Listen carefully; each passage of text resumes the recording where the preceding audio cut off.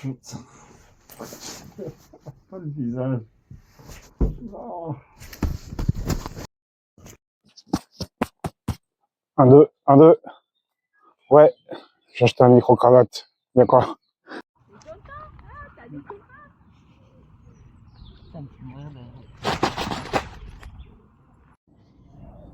Aujourd'hui, je vous parle de mon rapport personnel à l'échec en tant qu'ex-addict.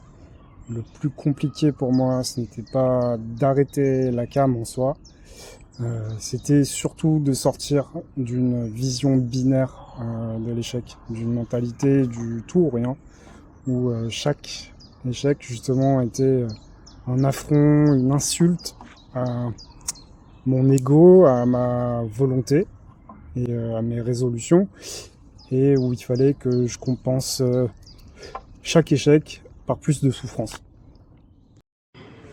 Au programme d'aujourd'hui, soulevé de terre, spoto bench, volume jambes et presse épaules. Pour m'échauffer, je me contente de mobilité et de mouvements d'haltéro comme le clean and jerk et le squat jerk à charge légère, juste histoire d'allumer mon système nerveux. Malgré ma bonne technique, ma bonne mobilité et les charges très légères, je manque d'agressivité. Et l'arbitrage vidéo montre que je subis plus la barre que je la domine, et c'est un bon indicateur de mon niveau de fatigue.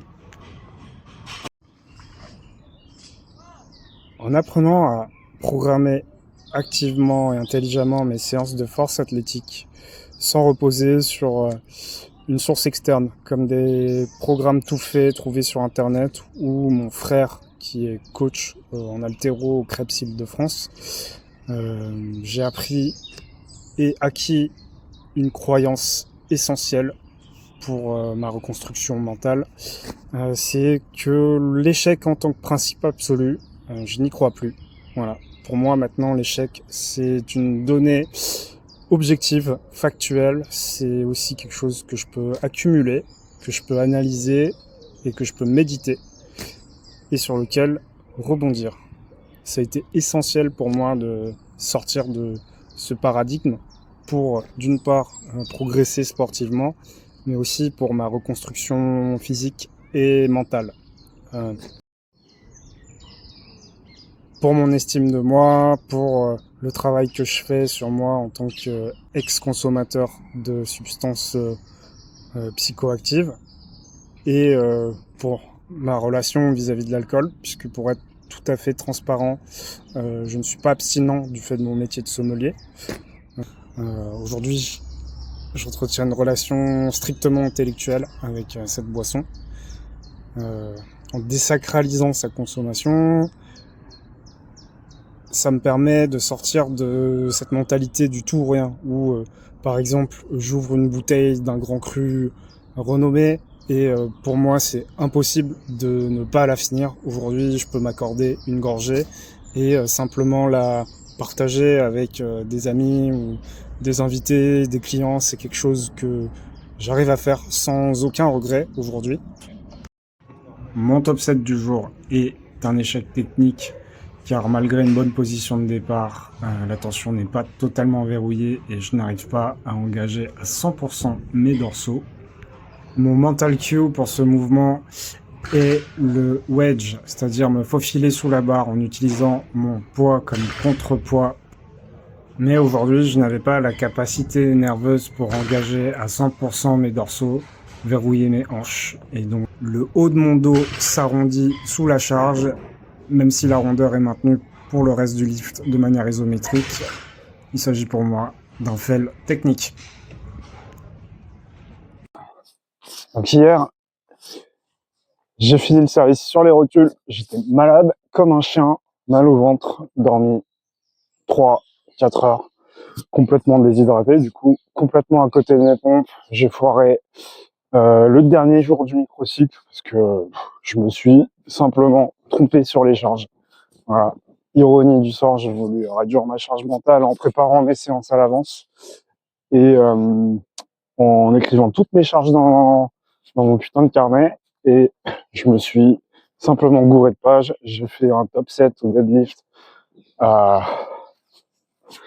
80% de mon training max au lieu de 75%.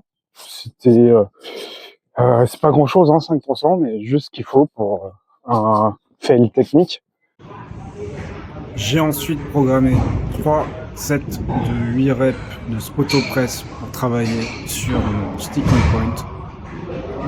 Travailler à conserver une tension maximum des pectoraux dans la position la plus faible. Techniquement, c'est validé. Cependant, je sens que j'ai du mal à suivre nerveusement. Je coupe donc le volume à 2 sets pour ne pas entamer mon capital récupération pour le reste du bloc. J'avais prévu des back-off sets. Je les ai zappés pour pas subir la coupure de demain. J'avais du volume aussi sur des belt squats à sous grasse. Je l'ai pas fait parce que bon, j'étais complètement desséché ce matin en me levant, j'avais la pâteuse. Donc je pense que j'ai pas digéré un truc hier. Et donc j'ai coupé ça pour éviter une tendinopathie au niveau des genoux. Et donc au final, j'ai complètement pivoté sur le contenu de la séance. J'ai donc remplacé pour aujourd'hui la presse épaule par le Bradford Press qui va me permettre d'aller chercher la brûlure métabolique plutôt que l'échec musculaire ou l'échec nerveux. Pour cet exercice, on va aller chercher 3 sets de 25 reps.